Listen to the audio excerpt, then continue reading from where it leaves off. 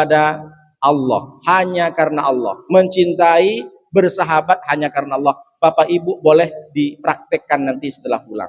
Bagaimana caranya aku bisa mengeluarkan, bisa menggunakan sifat-sifat yang disampaikan oleh Rasulullah. Ini yang kedua. Lalu yang ketiga kata Rasulullah, kalau kamu ingin merasakan manisnya iman, ayyakroha ayyauda fil kufri kama yakrahu ayyugda finnar. Hendaklah kamu itu benci, harus kamu benci, harus kamu sakit hati, bahkan jijik, ayyauda fil kufri, kembali kepada kekufuran, kama yakrahu, sebagaimana kamu benci ayyugda finnar, ketika engkau dilempar ke neraka. Kalau ingin merasakan nikmatnya iman, maka jangan sekali-kali kembali kepada dosa yang sama. Dulu mungkin kita pernah dosa berjudi, maka jangan sampai sekarang kamu ulangi lagi. Karena sampai kapanpun kamu mengulangi dosa yang sama ketika kamu muda, maka engkau tidak akan pernah merasakan manis dan nikmatnya iman. Maka ketika engkau tidak merasakan nikmat dan manisnya iman, maka akan terjadi kemalasan-kemalasan. Malaslah sholat berjemaah, malas mau bersedekah. Kenapa? Ada sesuatu yang mengganjal kita untuk tidak bisa merasakan manisnya iman. Apa salah satunya? Kita tidak pernah benci dengan dosa, malah diulang-ulang dosa yang sama dengan yang dulu. Apa kata Rasulullah? Kalau kamu tidak benci dengan dosa yang sama yang kau lakukan masa kekufuran dulu, maka engkau berarti tidak takut dengan neraka. Orang banyak sekarang bilang bisa Pak, saya takut neraka, saya takut neraka. Tapi ternyata aplikasinya tak takut neraka. Makanya mohon maaf, banyak orang itu takut makan babi karena babi haram, tapi tak takut makan uang korupsi. Dikira babi sama uang korupsi itu lebih besar babi, padahal babi itu cuma daging. Daging dimakan haram saja, tapi uang korupsi Pak merajalela. Orang korupsi dengan 30 miliar ditangkap, senyum pula dia pakai baju oranye. Betul kan Pak? Tapi dia takut makan babi haram, makan anjing haram, tapi makan uang korupsi halal. Apa halal? Halal dan haram Pak Ustaz. Kalau sedikit haram Pak Ustaz, kalau banyak halal. Ini tak betul. Padahal lebih parah. Kenapa?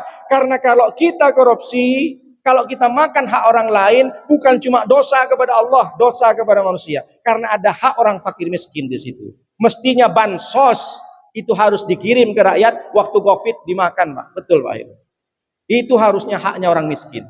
Sudahlah masuk barang haram tuh ke daging, jadi daging, Pak. Jadi darah. Uang haram jadi darah. Darah masuk ke jantung, dipompa oleh jantung ke otak. Dari otak dikirim ke tangan, dikirim ke mata, dikirim ke mulut, dikirim ke semua anggota badan. Kalau darah yang haram ada di otak, dikirim ke mata, mata nih asik nak nengok maksiat. Berarti ada yang salah. Kalau darah dari otak ini hasil haram, ketika dikirim ke tangan, tangan nih asik nak bermaksiat. Entah apa yang dikerjakan. Mau nih jadi pembenci, jadi netizen. Kalau darah haram dari otak dikirim ke mulut, mulut ini tak berhenti untuk menggibahi orang, menceritakan kejelekan orang. Kenapa? Ada yang salah dalam makanan. Kullu nabatin, setiap daging, kullu lahmin nabata min haram, fahuwa haram. Setiap daging yang dihasilkan dari perkara haram, maka dia terus selamanya menjadi haram. Maka gerakan tubuh kita menjadi haram. Semuanya jadi haram. Kenapa? Yang masuk jadi haram. Kalau sampai perkara haram dimakan dengan anak-anak kita, dengan istri kita, maka insya Allah dia akan jauh dari keberkahan Allah. Banyak anak itu susahlah bandel. Sudahlah dia. Banyak sekarang Pak, orang anak-anak memukul orang tuanya gara-gara nonton debat capres. Karena tidak sesuai. Anak mukul bapaknya sama mamanya karena beda pilihan. Ini bahaya nih.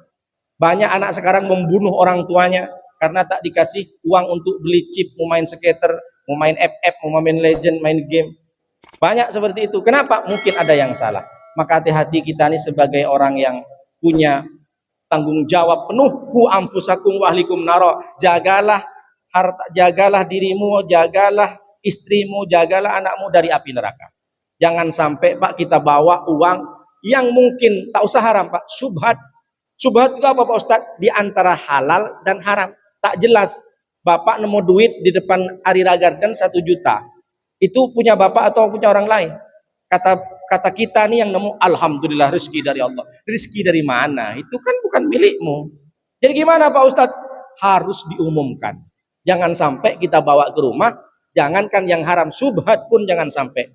Kata Rasulullah SAW, "Faman ittaqas syubhat faqad ista'rada a'ridi." Siapa yang tidak takut dengan perkara syubhat, sesungguhnya dia tidak menjaga kehormatan dan kemuliaan dirinya di depan Allah Subhanahu wa taala. Maka hati-hati, jangan sampai kita kembali kepada dosa yang sama sehingga kita tidak takut dengan api neraka. Bapak tahu Muhammad Ali, setiap kali dia nengok sesuatu yang maksiat, diambil mancis, dibakar ke tangannya. Muhammad Ali petinju, kemana-mana bawa mancis, Pak. Ketika dia berdosa, ketika dia bermaksiat, nengok sesuatu yang mungkin haram, langsung diambil mancis, dibakar. Nah, inilah kalau kamu berdosa. Nah sekarang orang banyak takut sama mancis, tapi tak takut sama neraka. Kalau sama arang rokok takut, Pak, panas, Pak. Sama mancis takut kita. Coba kalau nggak takut, bisa kita. Saya aja takut. 5 menit saja terbakar, Pak. Jangankan ke mancis, berjemur matahari, nengok matahari, mati kita, Pak. Tapi banyak orang tak takut sama neraka, takut sama api dunia. Padahal percikan api dunia itu cuma satu saja. Maka orang beriman itu konsepnya dua. Waj'alil hayata ziyadatan li fi kulli khair, waj'alil mauta rahatan li min kulli syarr. Kalau umur kita bertambah besok masih hidup, berarti kita masih panjang ibadah dan amal ibadah kita. Amal kebaikan kita masih panjang. Tapi kalau kita besok, mudah-mudahan panjang umur, besok kita dimatikan Allah,